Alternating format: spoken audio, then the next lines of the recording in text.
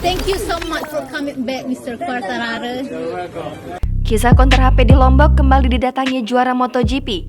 Fabio Quartararo punya tagline outletnya para pembalap. Juara dunia MotoGP 2021 Fabio Quartararo tiba di Mandalika, Lombok Tengah Selasa 15 Maret 2022 siang. Tiba di Mandalika, pembalap Yamaha ini beristirahat sejenak di sebuah hotel.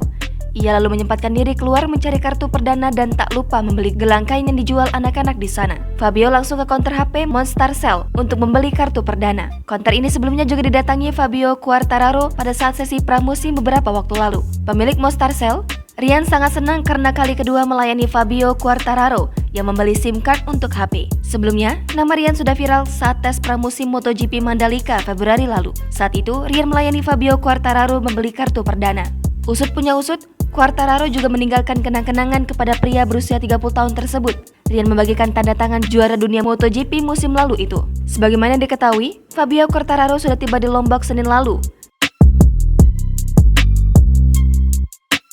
Rider berjuluk El Diablo itu terlebih dahulu sampai di Lombok lantaran tak ikut rombongan rider parade di Jakarta. Balapan MotoGP Mandalika dijadwalkan berlangsung 18 hingga 20 Maret.